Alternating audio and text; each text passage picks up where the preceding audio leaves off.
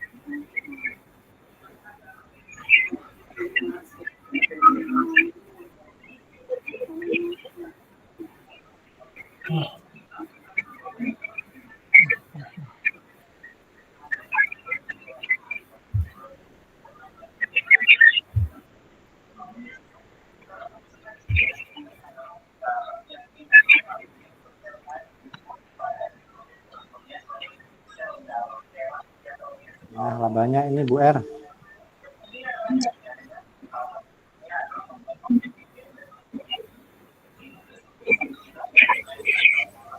Siap, Ibu pengawas kita sudah datang.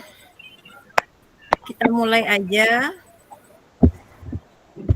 cara webinar kita hari ini. Terima kasih Bapak Ibu yang telah hadir di webinar ini.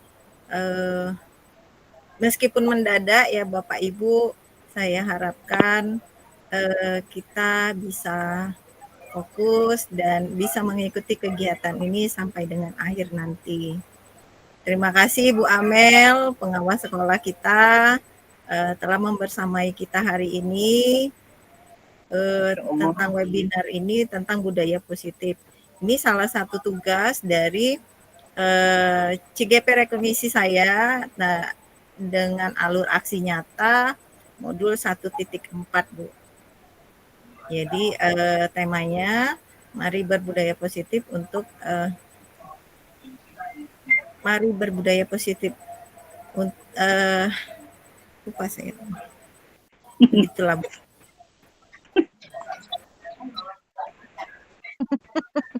Semangat, Bu. Kepada Bu Amel, silahkan mengucapkan sepatah dua patah katanya, Bu, untuk membuka kegiatan kita hari ini, Bu.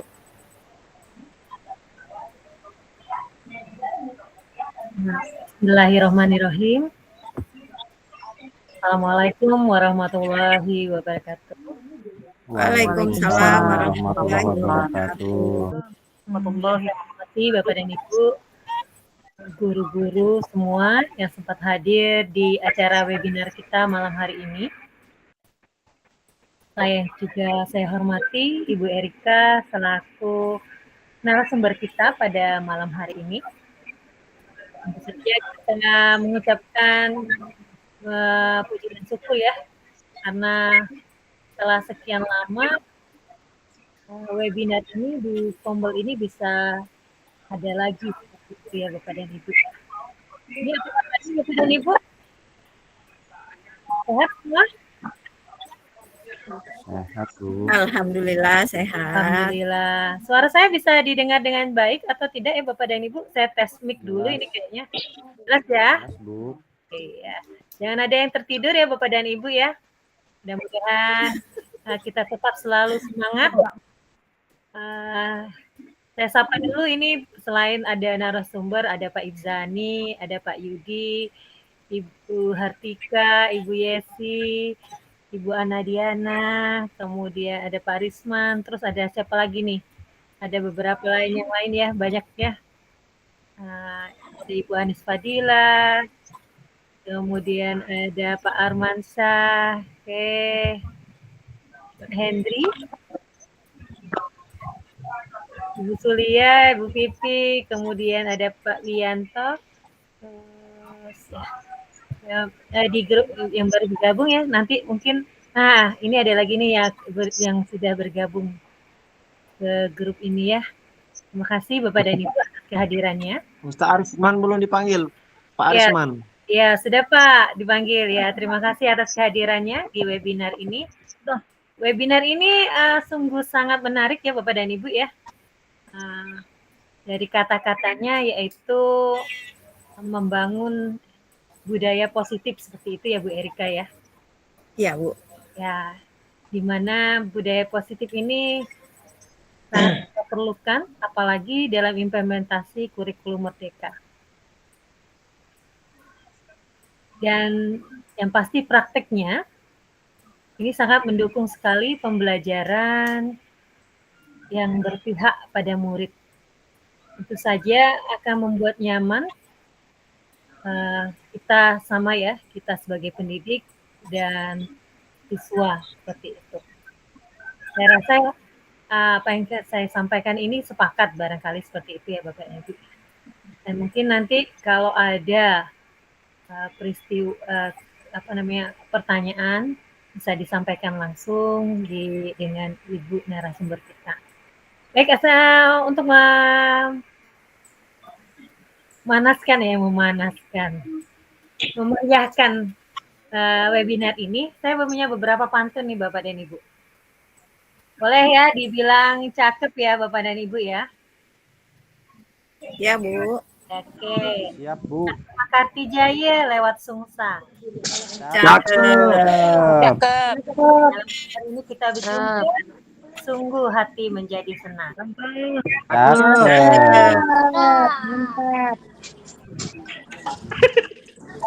Pantun lagi ya Bapak dan Ibu ya. Boleh, Bu. Mutarnya di jalan simpang 4. Ayo meloi belajar dengan baik supaya Cakep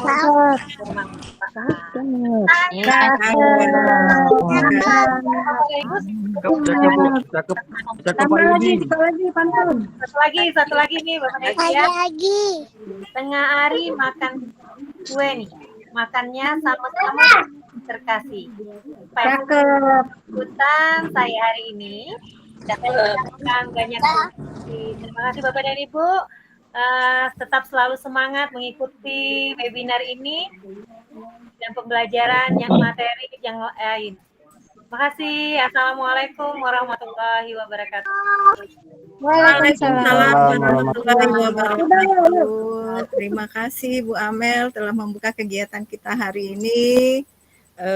Semoga sehat selalu ya Bu Amelnya, karena mengawasi sekolah-sekolah yang jauh-jauh ya Bu.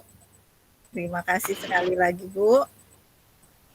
Terima kasih teman-teman semua, para Bapak Guru hebat, terutama yang berasal dari SMA Plus Negeri 2 Banyuasin 3, khususnya yang telah meluangkan waktu hari ini untuk mengikuti webinar berbudaya positif ini untuk didiseminasikan kepada teman-teman semua. Tema dari diseminasi kita hari ini itu mari berbudaya positif. Membangun budaya positif untuk mewujudkan profil pelajar Pancasila di sekolah. Itu tema kita hari ini Bapak Ibu ya. Jadi jika ada pertanyaan silakan nanti langsung aja. Ini Pak Arman sama Ibu Ana Diana mau bertanya atau gimana? Kok raise hand? Enggak ya, kepencet aja ya. Oke. Kalau begitu. Sebelum kita memulai webinar malam ini, saya ingin memulainya dengan ice breaking terlebih dahulu. Ada yang bisa memimpin ice breaking kita malam ini? Sepertinya Pak Yudi udah siap. Yudi itulah. Belum siap, Ibu. Silakan Pak Yudi. Aduh, apa Pakai Ibu ya? kalimat-kalimat aja Pak Yudi. Kalimat, Bu. Kalimat apa Ibu ya? Apa ini? Oke, gini aja ya. Kita bernyanyi bagaimana? Ya, silakan Pak Yudi. Kita bernyanyi. Pasti kawan-kawan kan pernah mendengar kalau yang apa lagunya, kalau kau suka hati makan sate gitu kan ya? Oh, gitu. cantik. Ini susah. Gini aja deh. Bisa di-on-kan semua nggak kameranya nih? Maaf kelak ada pajak Jadi kalau kamera on gini, Sinyalnya. saya perintahnya gini ya. Saya akan memerintahkan misalkan ambil barang di sekitar Anda yang warnanya merah, kemudian tunjukkan ke saya gitu aja, gampang kan? Oke. Yang pertama, silakan ambil barang di sekitar Bapak Ibu yang berwarna biru. Tunjukkan ke kamera. Nah, kalau saya ini ada tempat tisu ini. Itu Ibu Yesi apa kabel ya? Bu Erika kabel. Bu Amel apa Bu Amel itu? Oke, terima kasih. Taruh. Kemudian cari barang yang berbentuk lingkaran.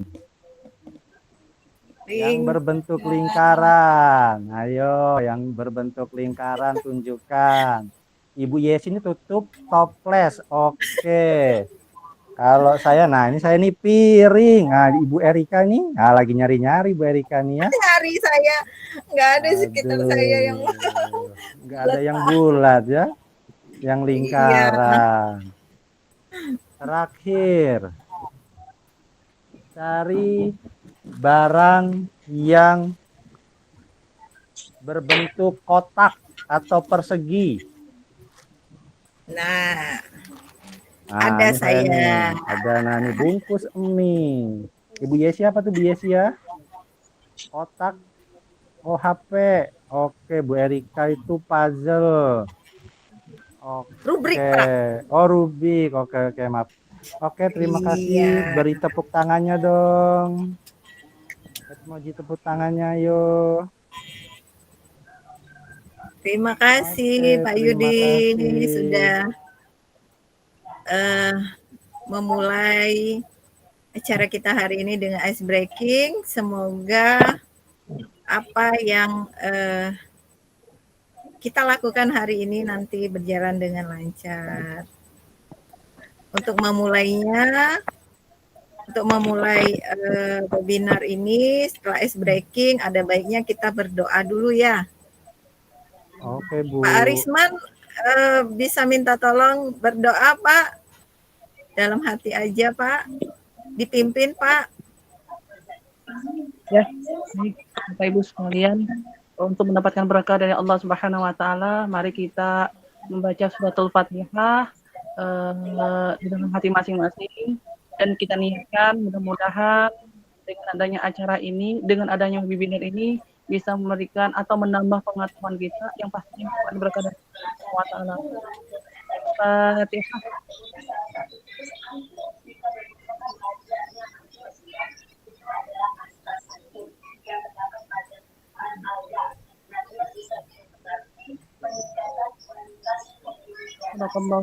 Selesai. Amin. Terima kasih Pak Arisman.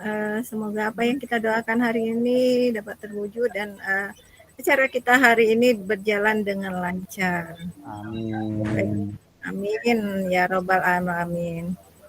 Baiklah Bapak Ibu semua, saya akan share share screen tentang Saya tidak jawab.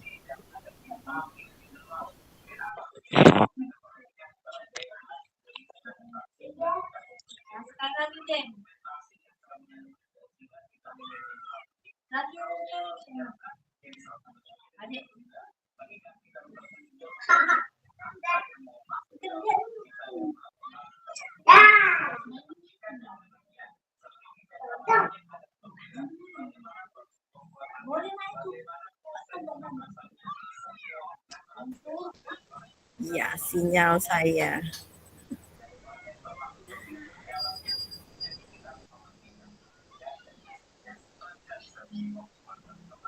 Sudah kelihatan belum Bapak Ibu apa yang saya share? Belum ya? Belum Bu. Sebentar, saya share kembali.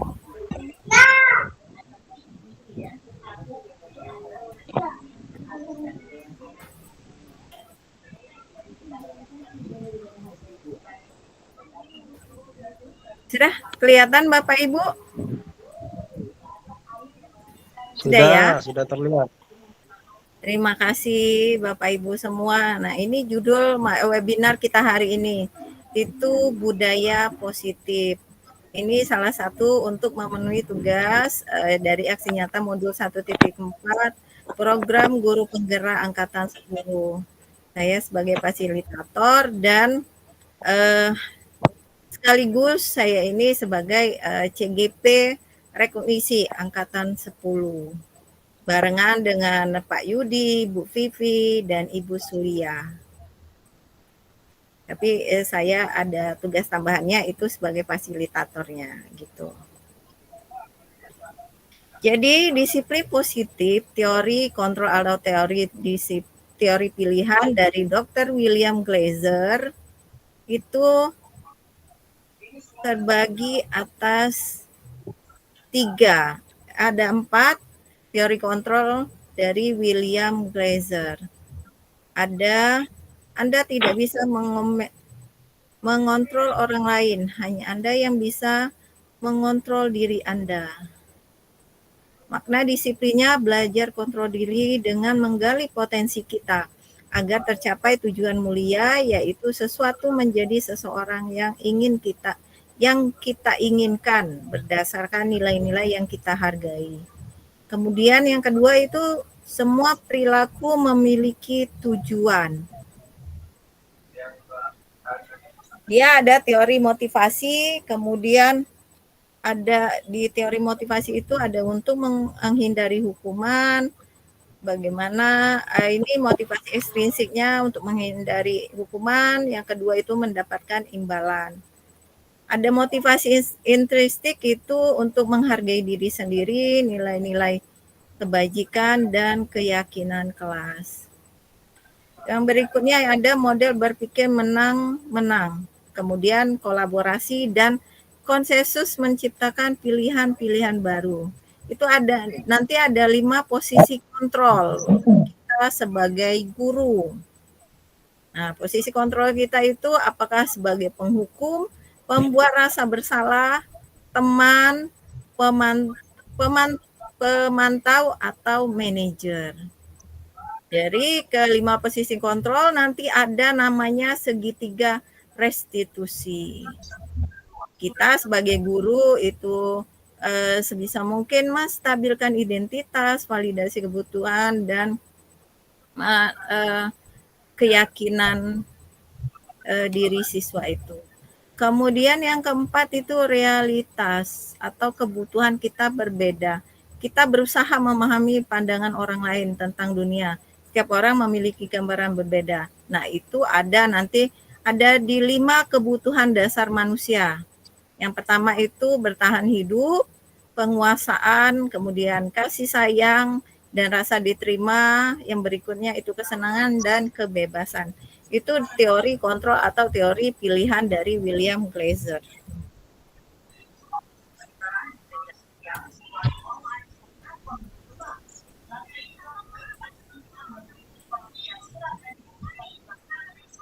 Nah, apakah makna disiplin? Disiplin itu berasal dari bahasa Latin, disiplina, yang artinya belajar. Makna asal dari kata ini berkonotasi dengan disiplin dari diri dari murid-murid Sokrates dan Plato. Pernah dengar ya? Kemudian yang ketiga itu disiplin diri membuat orang menggali potensinya menuju sebuah tujuan, apa yang dia hargai. Yang keempat, maknanya sesuatu yang dilakukan seseorang pada orang lain untuk mendapatkan kepatuhan. Cenderungan umum adalah menghubungkan kata disiplin dengan ketidaknyamanan, bukan dengan apa yang kita hargai atau pencapaian sesuatu yang tujuan mulia.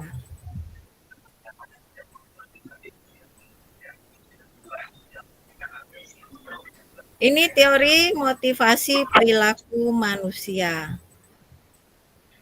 Ada motivasi eksternal, ada motivasi internal. Motivasi internal itu tujuan disiplin positif itu sendiri.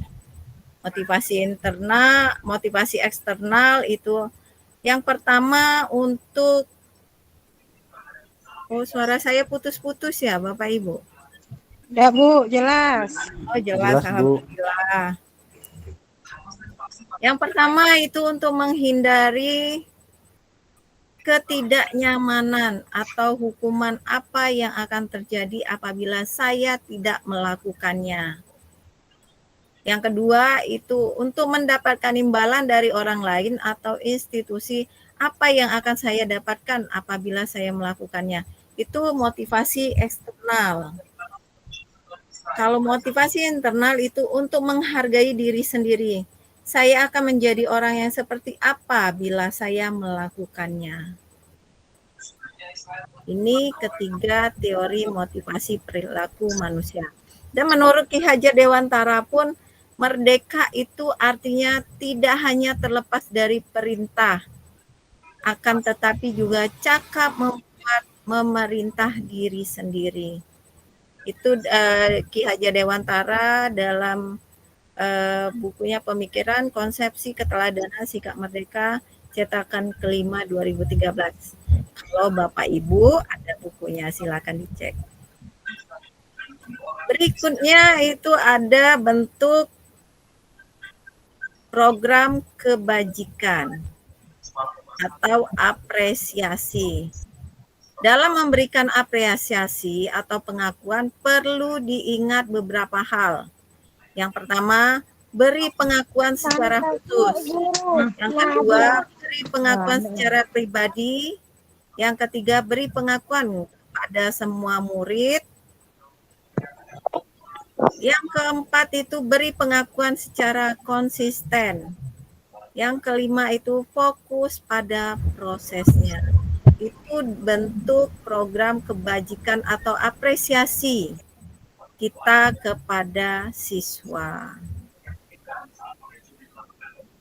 Nah, contoh dari pengakuan atau apresiasi kebajikan ini,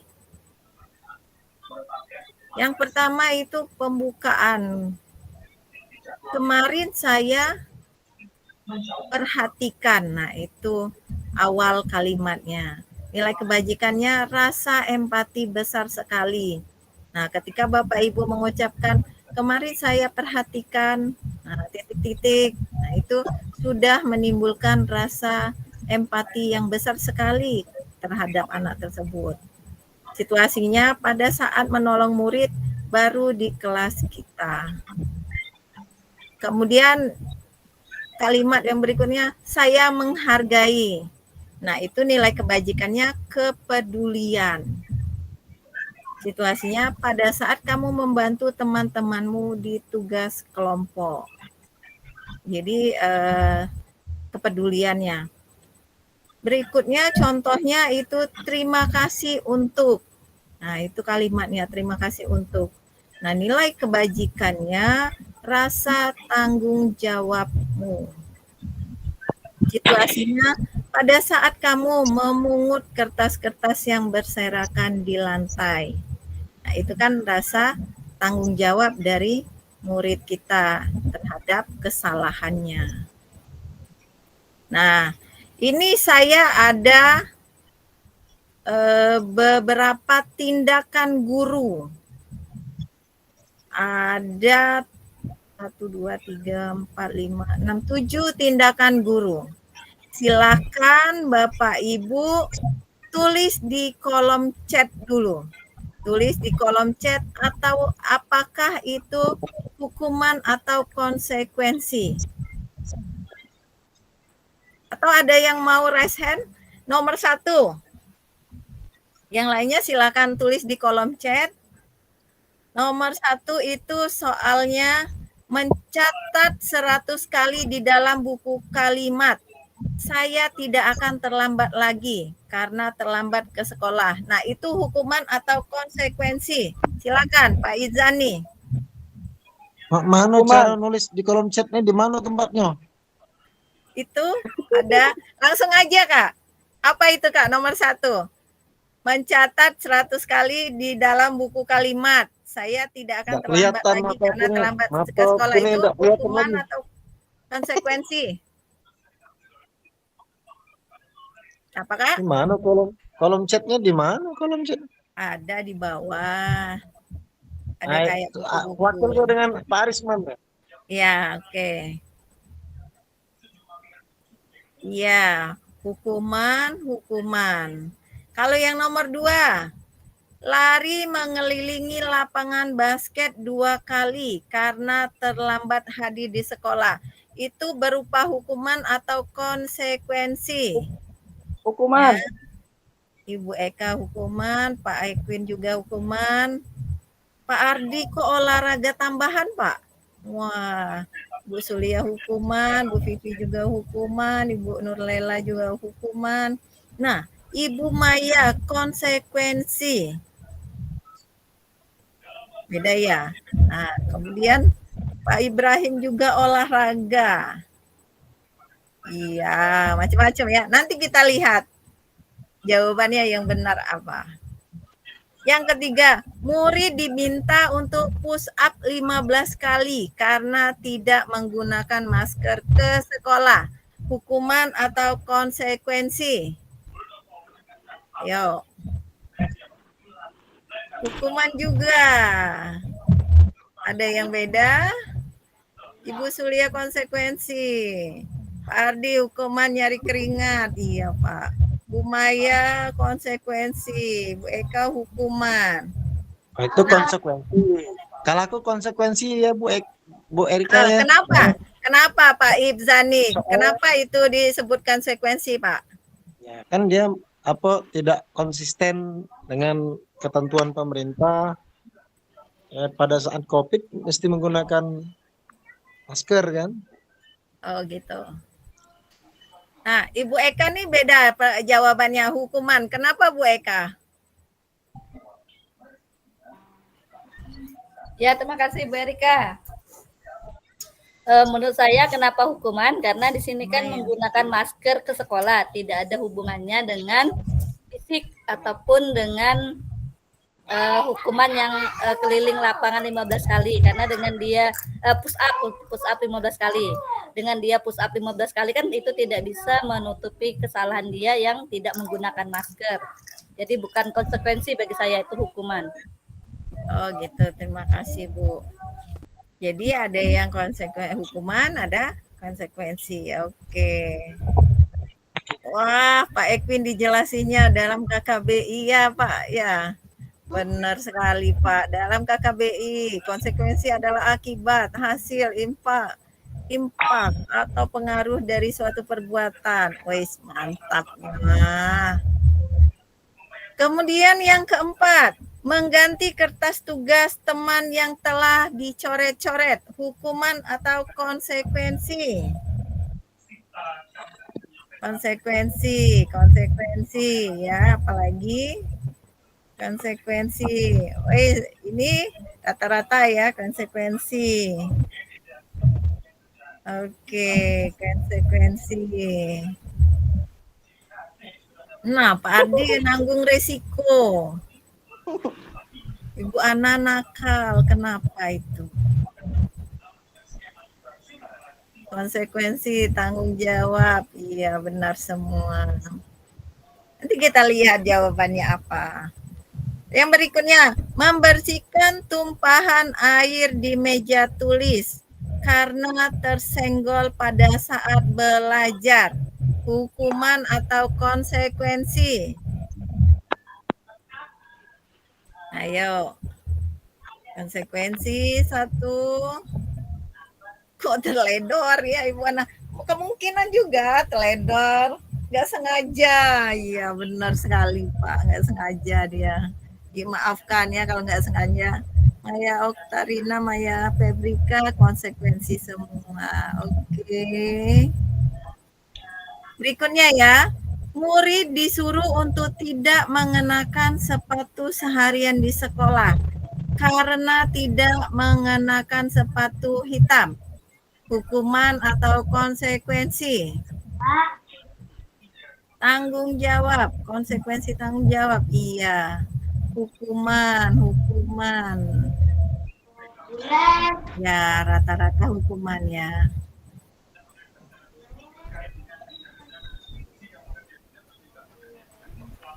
Oke, terima kasih. Nah, terakhir nih, ada hubungannya dengan pelajaran Pak Baim nih.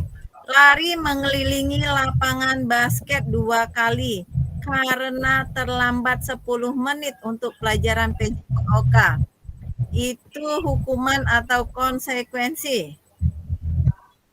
Hukuman, iya, Bu Maya Karina, hukuman. Pak Adi juga hukuman, Ibu Lea hukuman. Umaya konsekuensi. Bu Sulia juga konsekuensi. Nah, saya ingin mendengar suara Bu Sulia nih. Kenapa Bu Sulia konsekuensi? Halo? Aduh. Halo. Ya, silakan Bu. Agak dulu deh. Agak dulu. Ayo, dah. Konsekuensi. Agak dulu Bu Erika. Ini itu kurang. Tidak. Ya, menurut saya ini termasuk konsekuensi karena ini merupakan apa ya?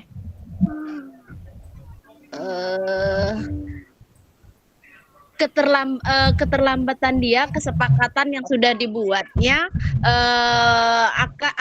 akan keterlambatan yang sudah dibuatnya. Jadi pada saat dia terlambat, dia harus menerima konsekuensi yang diberikan oleh guru PJOK tersebut. Itu menurut saya, Bu. Terima kasih.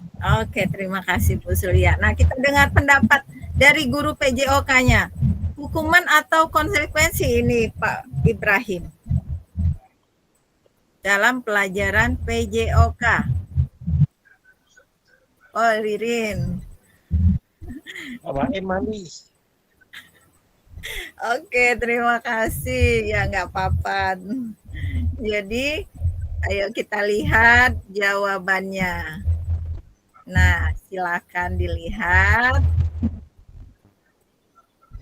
Siapa yang benar semua? Raise hand. Ada yang benar semua? Oh, Bu Eka benar semua. Pak Izani juga benar semua ya. Mantap. Jadi Mana yang benar semua? benar semua, mantap ya. Jadi ya, yang hanya konsekuensi itu mengganti kertas tugas teman yang telah dicoret, itu konsekuensi. Membersihkan tumpahan air di meja tulis karena tersenggol pada saat belajar, itu konsekuensi. Nah, ini lari mengelilingi lapangan basket 2 kali karena terlambat 10 menit untuk pelajaran PJOK, itu konsekuensi. Benar apa kata Pak Ibrahim tadi, karena itu sudah peraturan dari pelajaran PJOK-nya, bukan hukuman. Kalau mengelilingi itu bagian dari pelajaran PJOK-nya. Dia bisa Bapak Ibu membedakan hukuman dan konsekuensi. Berikutnya ini penjelasan nih, penjelasan dari perbedaan hukuman dan konsekuensi. Hukuman itu sesuatu yang menyakitkan, harus terjadi. Kalau konsekuensi, sesuatu harus terjadi. Nah, hukuman itu membuat anak sakit atau fisik maupun hati untuk jangka waktu lama. Kalau konsekuensi, membuat anak merasa tidak nyaman dalam jangka waktu pendek. Hukuman itu anak membenci kedisiplinan. Nah, itu hukuman. Kalau konsekuensinya anak menghargai disiplin. Berikutnya kalau hukuman itu paksaan. Kalau konsekuensi stimulus tanggapan. Kalau hukuman itu mendorong anak menyakiti diri sendiri. Konsekuensi mendorong anak agar mudah menyesuaikan diri. Hukuman juga konsep diri yang buruk. Kalau konsekuensi itu konsep diri yang baik. Berikutnya itu ada hukuman anak belajar untuk menyembunyikan kesalahan. Kalau kita hukum terus-menerus. Kalau konsekuensi itu anak belajar untuk mematuhi peraturan. Berikutnya yang terakhir itu contoh dari hukuman. Marah, rasa bersalah, dipermalukan, merasa tak dihargai. Kalau kita melakukan hukuman terus-menerus kepada anak. Kalau konsekuensi yang kita timbulkan terhadap anak, kehilangan hak, dibuat tidak nyaman, diasingkan untuk sementara, atau time out. Ini disadu dari Restitution Dian Goslen. Nah, tadi sudah saya singgung-singgung itu tentang restitusi. Nah, restitusi itu proses menciptakan kondisi bagi murid untuk memperbaiki kesalahan mereka, sehingga mereka bisa kembali pada kelompok mereka dengan karakter yang lebih kuat. Restitusi juga merupakan proses kolaboratif yang mengajarkan murid untuk mencari solusi untuk masalah mereka dan membantu murid berpikir tentang orang seperti apa yang mereka ingin menjadi tujuan mulia dan bagaimana mereka harus memperlakukan orang lain. Itu dari Gosen ya, pendapat dari Gosen. 9 ciri-ciri restitusi itu yang pertama itu bukan untuk menembus kesalahan, namun untuk belajar dari kesalahan. Yang kedua itu memperbaiki hubungan. Yang ketiga, tawaran bukan paksaan. Yang keempat, restitusi menuntun untuk melihat ke dalam diri. Yang kelima, restitusi mencari kebutuhan dasar yang mendasari tindakan. Yang keenam, restitusi diri adalah cara yang paling baik. Yang ketujuh, restitusi fokus pada karakter bukan tindakan.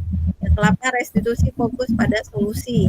Yang terakhir itu restitusi mengembalikan murid yang berbuat salah pada kelompoknya. Itu ya Bapak Ibu semua. Ini 9 ciri-ciri restitusi. Berikutnya itu di dalam budaya positif ada lingkungan positif. Diperkecil lagi menjadi keyakinan kelas. Kemudian yang berikutnya itu peraturan kelas. Jadi dari keyakinan kita mengenal peraturan kelas. Dari gambar ini ada yang bisa menjelaskan keyakinan kelas itu, perbedaan keyakinan kelas dan peraturan kelas?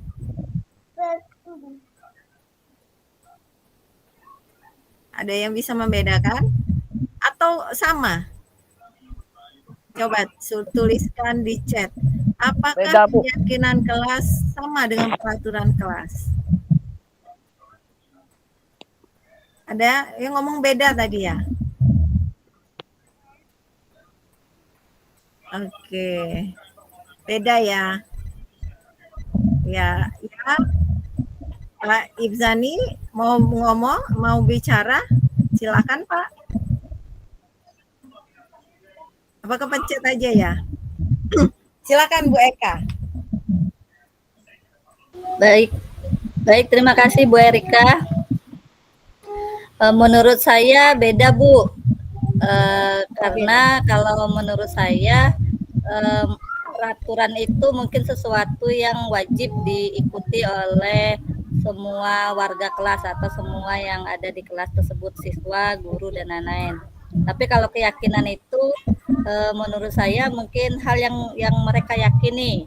Jadi kalau peraturan tadi mungkin bisa dilanggar karena itu aturan, kadang sering dilanggar Bu. Kalau keyakinan karena mereka sudah yakin, insya Allah mungkin tidak dilanggar Bu. Itu menurut saya Bu. Terima kasih.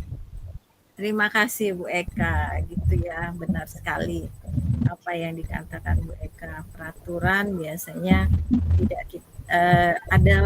ada sesuatu yang dilanggar. Kalau keyakinan kembali lagi kita yang buat dengan para siswa. Nah, ada soal lagi nih. Kalau jika ada peraturan seperti kalimat-kalimat seperti ini, keyakinan kelasnya dibuat seperti apa? Kita kan ada yang sudah membuat keyakinan kelas di kelas kita masing-masing. Nah, jika ada tulisan seperti ini, yang pertama, peraturannya, selalu kembalikan buku ke tempatnya. Nah, keyakinan kelasnya, kalimat keyakinan kelasnya seperti apa? Silakan tulis di chat aja. Selalu kembalikan buku ke tempatnya. Itu peraturannya. Yang kedua, dilarang mengganggu orang lain. Yang ketiga itu hadir di sekolah 15 menit sebelum pembelajaran dimulai. Yang keempat itu dilarang melakukan kekerasan. Peraturan yang berikutnya itu dilarang menggunakan narkoba. Peraturan berikutnya bergantian atau menunggu giliran. Peraturan yang berikutnya yang ada di kelas itu gunakan masker. Nah, peraturan terakhir, jangan berlari di kelas atau koridor. Ayo, apa tulisannya? Iya. Keyakinan kelas yang Bapak Ibu buat di kelas jika ada kalimat peraturannya seperti ini. Peraturan biasanya dibuat oleh sekolah. Keyakinan kelas itu kesepakatan kita dengan siswa. Iya. Yang pertama kembalikan apa ini? Selesai membaca buku dirapikan kembali ke tempatnya. Ya benar. Yang kedua menghargai orang lain di kelas. Iya betul sekali. Ada yang lain? Atau sama ya jawabannya?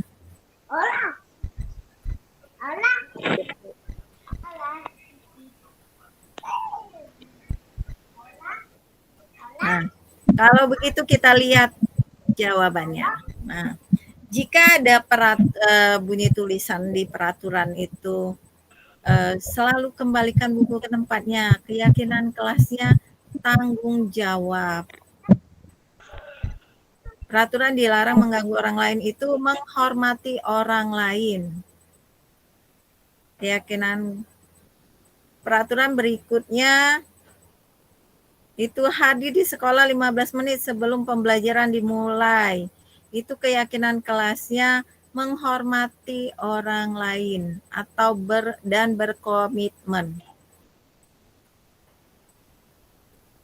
Iya, sebangku ya Ibu Eka sama Pak Ibrahim. Kemudian peraturan berikutnya dilarang melakukan kekerasan. Keyakinan kelas dibuat itu keselamatan, menghormati orang lain. Kemudian peraturan ada tulisan dilarang menggunakan narkoba itu untuk kesehatan. Kemudian peraturan berikutnya bergantian atau menunggu giliran. Nah, keyakinan kelasnya menghormati orang lain atau bersabar. Peraturan berikutnya gunakan masker. Nah, itu untuk kesehatan atau keselamatan. Dan peraturan berikutnya jangan berlari di kelas atau koridor untuk keselamatan, keamanan. Nah, jika anak siswa kita bertanya, itulah kenapa kita buat peraturan seperti itu. Untuk tanggung jawab, untuk menghormati, untuk kesehatan, untuk keselamatan, dan lain sebagainya ini. Itu ya Bapak Ibu ya. Ada yang mau ditanyakan? Tidak. Oke, kalau tidak ada yang mau ditanyakan, saya lanjutkan ya. Nah, ini 5 posisi kontrol. Nah, yang saya jelaskan tadi. Di guru itu harus punya 5 posisi kontrol.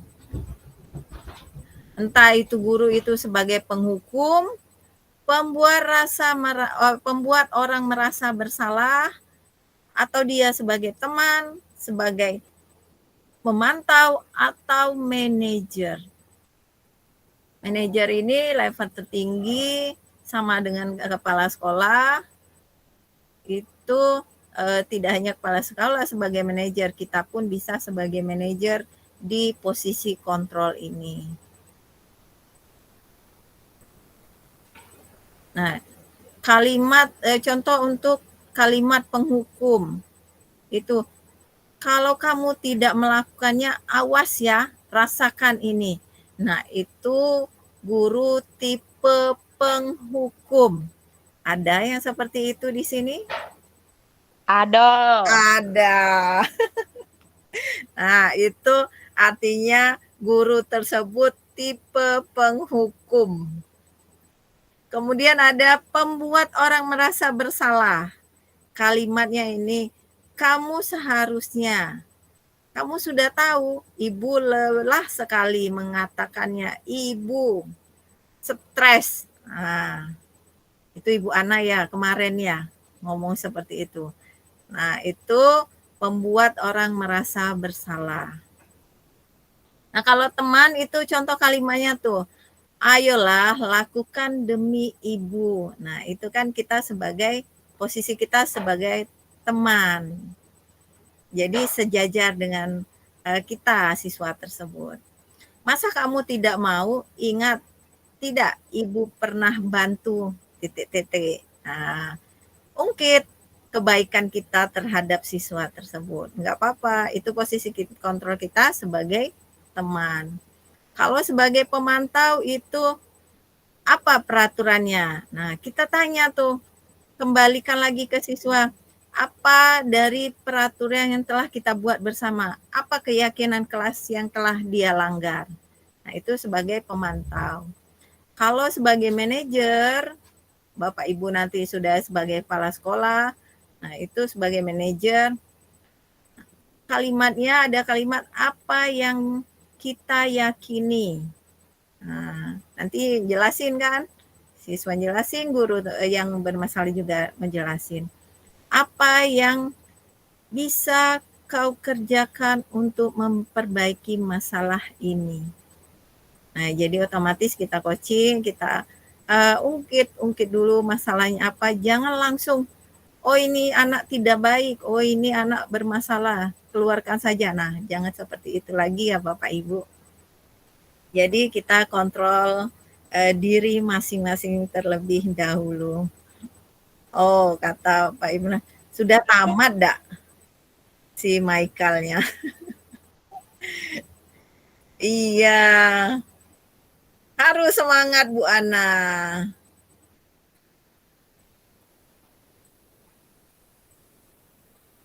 Nah, setelah kita tahu posisi kontrol kita itu seperti apa, bagaimana, ini ada segitiga restitusi.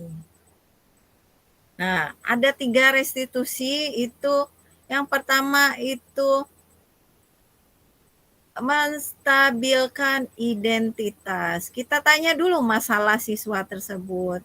Kita tanya dulu apa penyebabnya. Nah, baru kemudian kita validasi kebutuhan. Validasi kebutuhannya itu bukan kita tanya butuh apa kamu, enggak ya. Validasi kebutuhan itu kita tanya siswa tersebut, kenapa dia bisa begitu? Apa akibatnya? Itu seperti itu. Kalau menanyakan keyakinan, itu nilai-nilai apa yang telah dia langgar. Nah, korek-korek itu. Kamu ingin menjadi orang seperti apa? Itu di menanyakan keyakinan. Jadi dia nanti setelah kita menjalankan segitiga restitusi ini, dia akan dengan sendirinya menceritakan kesalahannya itu, memperbaikinya bagaimana, apa yang dia butuhkan. Nah, dari segitiga restitusi, nah ini contohnya nih, untuk kalimatnya, menstabilkan identitas. Itu untuk membuat anak merasa gagal karena berbuat salah menjadi positif terhadap dirinya. Ini contohnya. Ada yang mau membacakan? Ya, Pak Baim Bu, dari tadi komentar Bu, nak baca dia Bu, Pak Baim. Ya, silakan Pak Ibrahim atau Ibu Ririn mau ngomong dengan bahasa dusun boleh? Kalau ada kalimat ini, nah, dari guru berkata, coba pakai bahasa daerah deh. Kalau di daerah di dusun itu kan kita ngomong dengan bahasa daerah. Nah, silakan. Ayo coba ngomong bahasa. Baik, baik Bu Erika, saya akan mencoba memakai bahasa Indonesia saja. Oh, Karena bahasa Indonesia saja. Bahasa Indonesia Iya, saya apa? bukan bahasa Indonesia Bu Eka lagi. Berbuat salah itu hal yang manusiawi. Tidak ada manusia yang sempurna.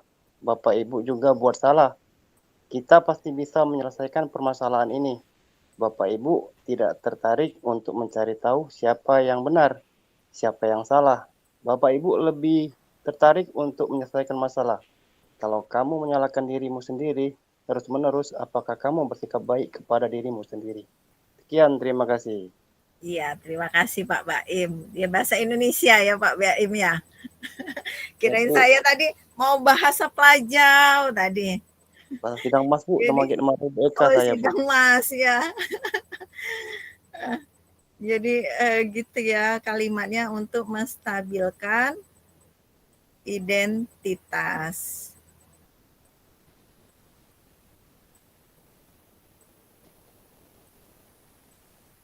Yang berikutnya itu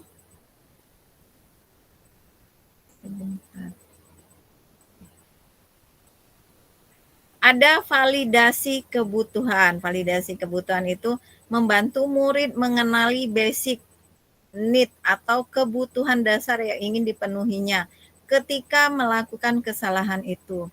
Pada dasarnya setiap tindakan manusia tujuannya adalah memenuhi basic need. Apakah itu power, freedom, love and belonging, fun, atau survival. Nah, ini ada guru berkata, siapa yang mau bicara? Nggak ada yang mau pakai bahasa daerah ya? Oh, Pak Yudi, silakan Pak Yudi.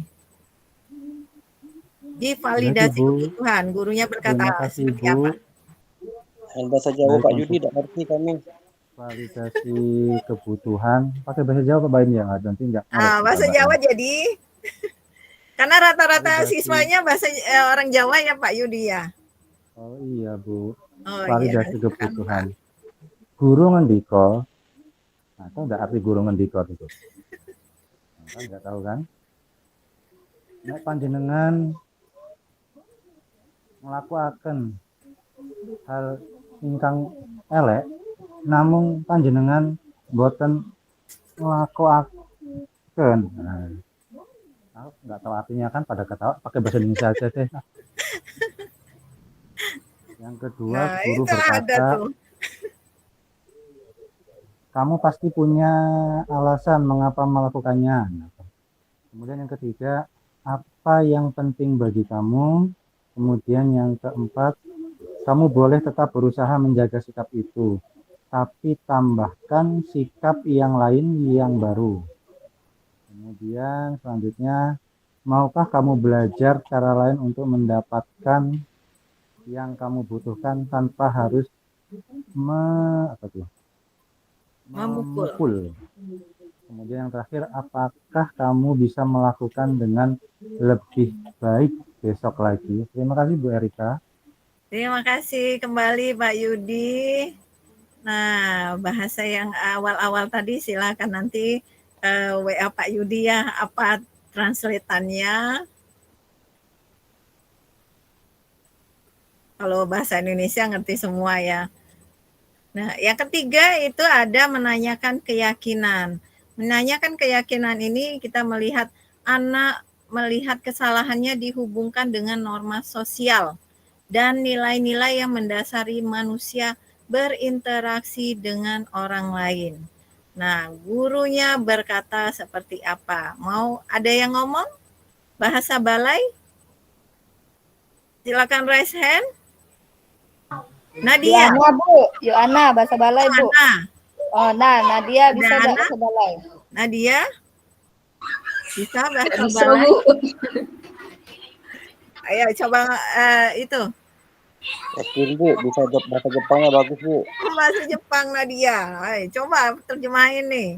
Ada berapa baris kalimat? Silakan Nadia. Aduh, nggak bisa Bu bahasa Bacakan. Jepang ini.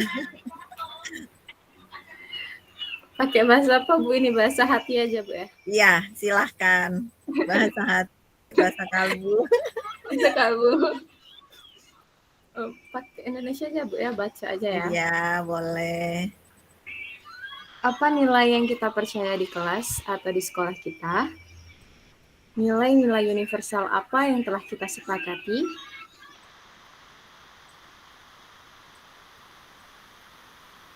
Seperti apa? Apa yang kamu rasakan ketika kamu melakukan itu? Kamu menjadi orang yang seperti apa? Itu Bu. Sekian dan terima kasih. Terima kasih Bu Nadia. Iya, nggak ada yang pakai bahasa Jepang, bahasa Inggris ya, bahasa Indonesia semua. Alhamdulillah. Cinta tanah air artinya ya. Oke Bapak Ibu, itu tadi ada 3 dalam restitusi kita ya. Yang pertama itu menstabilkan identitas. Yang kedua itu validasi kebutuhannya. Itu sudah kita guru berkata itu ada contoh-contoh kalimatnya. Kemudian menanyakan, yang terakhir itu menanyakan keyakinan. Nah itu silakan gurunya kalimat-kalimatnya bisa di ATM-kan seperti ini. Ada pertanyaan tentang segitiga restitusi ini Bapak Ibu? Sudah cukup jelas? Sudah Bu, cukup Bu. Cukup, terima kasih. Kalau saya lanjutkan kembali. Nah, ini ada intervensi 30 detik.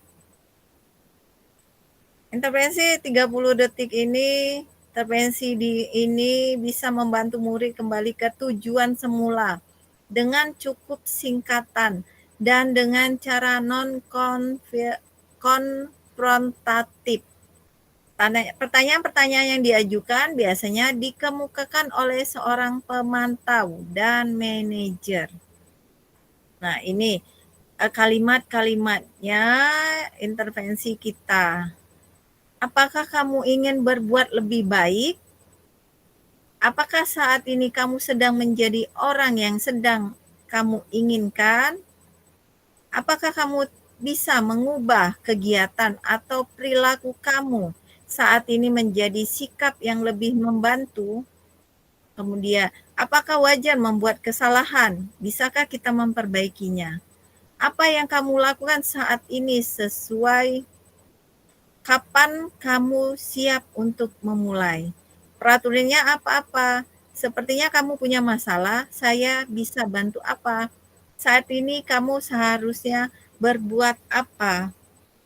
Apa yang bisa saya bantu agar kamu bisa melakukannya? Apakah saya bisa bantu kamu agar dapat segera mulai? Apakah tugas kamu saat ini? Bagaimana kamu ingin diperlakukan pada kegiatan ini? Bisakah kamu melakukannya? Apa yang kamu inginkan? Peraturannya apa? Nah, itu bisa kalimat-kalimat yang bisa kita sampaikan kepada anak. Supaya restitusi kita kepada anak itu tidak menghukum anak tersebut, tidak menjudge anak tersebut selalu bersalah. Ada pertanyaan Bapak Ibu sampai sini? Aman Bu. Belum ada Bu.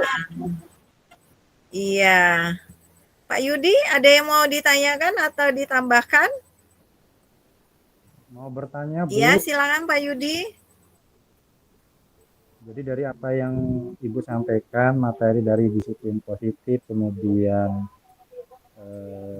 5 posisi kontrol, kemudian segitiga restitusi, ini kan adalah keadaan idealnya yang diharapkan oleh pemerintah gitu Bu ya, dimana dalam posisi kontrol kita sebagai guru tuh harus berada di posisi manajer, sehingga kita harus melaksanakan segitiga restitusi yang nantinya kita tidak menghukum siswa gitu kan Bu, dimana siswa menyadari. Pertanyaan saya Bu, kalau kita menghadapi peserta didik yang tidak wajar atau tidak ideal, dalam arti ketika kita melakukan restitusi yang pertama gagal, kemudian melakukan yang kedua gagal, siswa sudah menyadari kesalahan tetapi dia masih mengulang kembali gitu Bu. Nah, apakah boleh di sini kita guru sebagai penghukum gitu Bu? Ini terjadi kepada rekan saya yang menjadi guru piket Bu biasanya Bu. Jadi ketika hari pertama itu dia memaafkan, ketika hari kedua menghadapi masalah yang sama dengan siswa yang sama, akhirnya dia tidak lagi melakukan restitusi Bu, akhirnya langsung menghukum gitu Bu. Nah itu gimana Bu? Apakah memang boleh guru itu ketika restitusi gagal langsung memberikan hukuman, atau harus dilakukan restitusi berkali-kali gitu Bu? Terima kasih Bu. Iya, terima kasih Pak Yudi atas pertanyaannya ya. Nah, ada jawaban nih dari Bu Eka, gak usah dihukum. Ibu Ana juga. Apa nih jawaban Bu Ana? Siapa katanya? Langsung mutasi. Nah, itu yang nggak boleh. Nah, itu tadi kita setelah direstitusi anak tersebut masih berulang ya Pak ya. Kita restitusi, kemudian kita gali masalahnya apa, kenapa. Sudah buat perjanjian pula tertulis ya. Kembali lagi itu tadi, kita kembalikan ke peraturan sekolah. Peraturannya apa? Setelah kita restitusi, kalian aja kita buat perjanjian kan kepada anak tersebut, dicatat berapa kali. Nah, biasanya di tiap sekolah itu ada peraturan yang tertulisnya anak itu melakukan kesalahan berapa kali, pelanggaran berapa kali, yang fatal itu boleh, itu apa kata Ibu Eka tadi, dimutasi atau bagaimana. Tapi sebelumnya jangan selalu kita, oh anak itu tidak baik, oh anak itu mempengaruhi yang lain. Jangan seperti itu kita menjudge anak. Jadi kita restitusi dulu anak tersebut. Apa masalahnya? Bagaimana dia bisa berbuat seperti itu? Posisikan diri kita ke 5 posisi kontrol tadi. Apakah sebagai teman? Apakah sebagai pemantau? Nah, paling tinggi tadi manajer. Jangan sebagai penghukum. Kalau kita sebagai penghukum, biasanya anak tidak akan ngomong apa yang sebenarnya. Anak melakukan sesuatu itu pasti ada sebabnya. Apakah dari rumah? Dari rumah dia tidak mendapatkan love and belonging tadi. Kebanyakan seperti itu ya, Bapak Ibu ya. Oke, yang lain silahkan tanggapannya di chat, silahkan ditulis. Itu Pak Yudi, tanggapan dari saya. Ada yang mau nambahkan? Terima kasih Bu. Gimana Pak Yudi? Bu, satu lagi nanya boleh Bu? Iya Pak, silakan. Tadi kan kalau ketika anak sudah melakukan kesalahan berkali-kali atau restitusi gagal, maka kembali ke peraturan sekolah Bu. Berarti tadi di awal kan apa keyakinan ya, ada keyakinan kelas gitu Bu ya. Berarti sedangkan keyakinan itu kan tidak sama dengan peraturan kata Bu Eka tadi ketika berdiskusi itu. Berarti peraturan itu masih boleh ada di dalam kegiatan atau kurikulum Merdeka ini Bu ya, atau harus dikembalikan keyakinan kelas gitu Bu. Kan kalau di kelas sudah tidak ada lagi aturan gitu Bu ya, keyakinan kelas. Nah kalau peraturan sekolah, apakah memang namanya peraturan sekolah sehingga nanti jatuhnya ke konsekuensi, atau masih namanya kesepakatan sekolah ya, keyakinan sekolah? Mohon dikonfirmasi. Ya gitu Bu. Oh gitu. Iya Pak. Jadi peraturan itu turunan dari keyakinan kelas sekarang. Dulu kita membuat peraturan, oh ternyata peraturan yang kita buat itu keyakinan kelas yang di kurikulum Merdeka ini. Dulu kita buat peraturan, nah kita turunkan lagi menjadi keyakinan. Keyakinan kelas. Kalau peraturan kan itu seperti yang telah saya jelaskan tadi, peraturan itu dibuat hanya kadang-kala kita hanya kopas aja. dari internet, tidak memandang situasi, kondisi, dan keadaan. Nah, kalau keyakinan kelas, kita kesepakatan nih dengan siswa, dengan kesepakatan kelas, namanya aja kesepakatan kelas ya Bapak Ibu ya. Artinya itu untuk di kelas, bukan untuk di sekolah. Keyakinan kelas dibuat di kelas bersama siswa-siswi yang ada di kelas tersebut. Bisa jadi keyakinan kelas antara satu kelas dengan kelas yang lainnya berbeda. Bisa jadi tergantung dengan siswanya, kesepakatan kita dengan siswa. Ada yang seperti kata Pak Yudi tadi, ada siswa, sekarang ini kan siswanya dikelompokkan belajarnya. Itu tadi pembelajaran berdiferensiasi ya, dikelompokkan belajarnya. Nah, ada siswa yang tidak butuh hanya kita ngomong-ngomong saja. Ada kelas yang Pak tampilin video, nanti kami bisa membuat kesimpulannya. Ada seperti itu. Ada kelas lagi, Pak jelasin. Nah, kita jelasin. Tanpa kita menampilkan video, tanpa kita membuat contoh-contoh, oh dia sudah bisa dengar dengan penjelasan kita, sudah paham dengan penjelasan kita. Itu Pak Yudi. Ada lagi Pak Yudi? Boleh lagi nanya Bu, banyak Bu. Aduh, nanti di WA aja ya Pak Yudi kalau banyak. Kasihan nih. Yang lain. Sebagai guru tidak boleh menghukum gitu Bu ya. Iya. Tentunya. Nah, jadi pesan untuk Bu Eka nih, Bu Eka kalau ada siswa yang tidak mengerjakan tugas, jangan dimarahi Bu Eka, tapi dinasehati ya. Karena Bu Eka ini sering marahi siswa kalau ada siswa yang ngerjain tugas matematika ini. Siapa jadi Insaf pagi sudah ikut webinar ini Insaf. Oke, Pak Egwin, raise hand, ada yang mau dibicarakan Pak? Bu, kalau menghukumnya semisal menyuruh melakukan pembersihan boleh tidak Bu?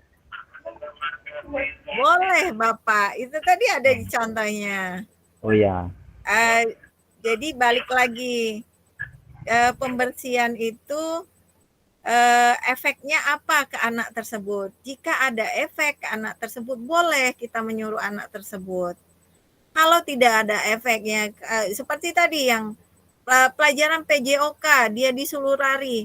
Emang itu konsekuensi, emang itu dari kesepakatan kelas dia. Kalau di pelajaran Pak Ekwin itu membersihkan WC itu bagian dari konsekuensi anak, kesepakatan yang telah dibuat, boleh.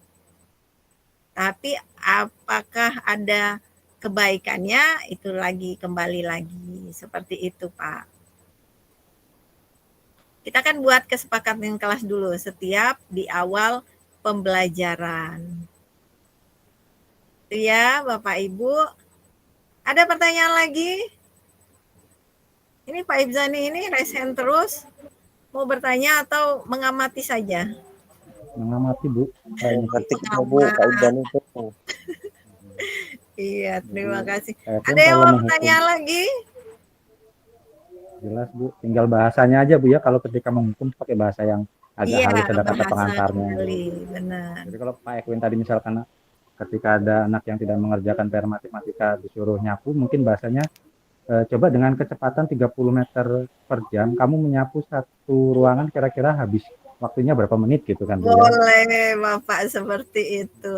Pokoknya di dalam kesepakatan kelas itu kita kalau kita sudah sepakat dengan siswa, apa konsekuensi yang mereka dapatkan jika melanggar sesuatu yang sudah kita sepakati, boleh dilakukan. Tapi jangan menghukum tiba-tiba. Lepaskan sepatumu karena kamu tidak hitam. Sepatunya, bukan orangnya. Nah, itu kan anaknya merasa down, anaknya merasa malu. Seperti itu. Ada lagi yang mau ditanyakan Bapak Ibu? Nggak ada. Nggak ada, terima kasih. Kalau tidak ada, nih ada yang terakhir nih, sebelum kita tutup sesi webinar ini, kita akan berefleksi terlebih dahulu. Refleksinya satu pertanyaan saya. Pelajaran apa yang Ibu Bapak dapatkan selama mengikuti webinar ini? Silahkan tulis di kolom chat.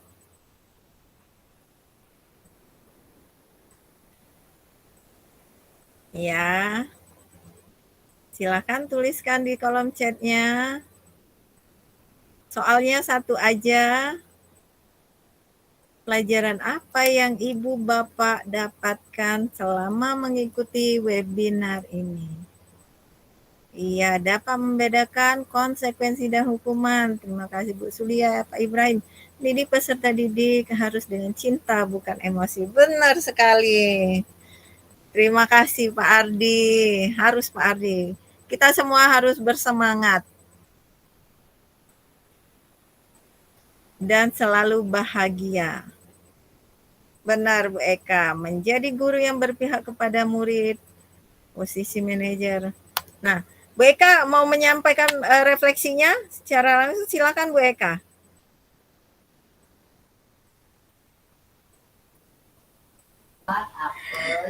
Baiklah, terima kasih Bu Erika atas kesempatannya yang kesekian kali. Refleksi diri yang saya dapatkan dari mengikuti webinar budaya positif Ibu Malam ini, yaitu tadi seperti yang saya ketik di chat, saya menjadi tahu bahwa ada posisi sebagai seorang guru yang paling direkomendasikan atau yang paling baik itu adalah manajer, walaupun masih sulit untuk di posisi manajer, tapi minimal kami sudah tahu ilmu-ilmunya bagaimana menjadi seorang manajer ataupun pemantau. Terus kemudian ketika ada anak yang bermasalah ataupun kita menemui permasalahan-permasalahan di sekolah, setidaknya kita tidak boleh langsung menghukum dan tidak boleh langsung menganggap anak salah. Kita harus menstabilkan keadaan dulu, terus menanyakan kebutuhan dan menerapkan keyakinan yang sudah kita sepakati atau segitiga restitusi. Mungkin itu Bu, dan banyak lagi yang bisa saya dapatkan. Terima kasih banyak Ibu. Terima kasih Bu Eka atas refleksinya hari ini. Kita beri aplaus dulu kepada Bu Eka. Ya, terima kasih.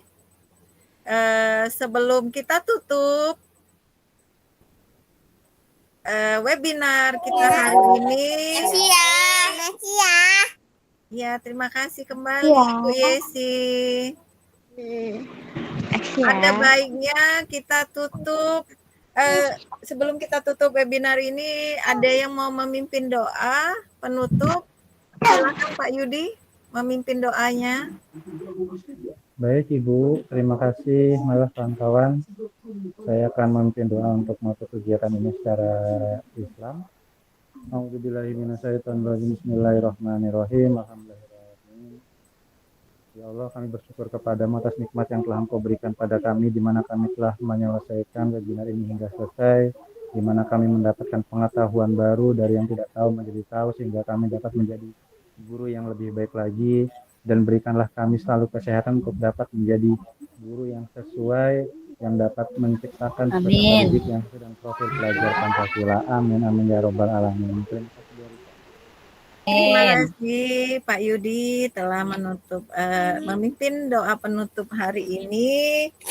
Semoga kita selalu sehat dan bahagia selalu, tetap semangat selalu Bapak Ibu.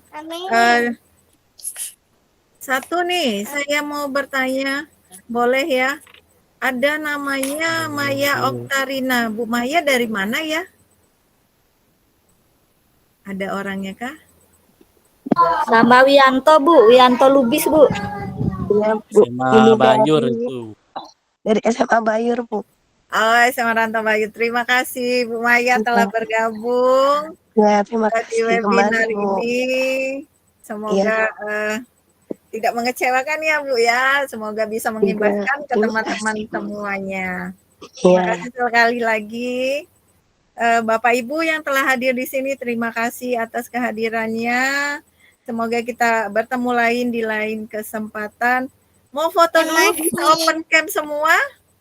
Kita mau foto bersama. Foto Bu, foto kenang-kenangan. Iya. Ayo Ini open langsung cam sama semua.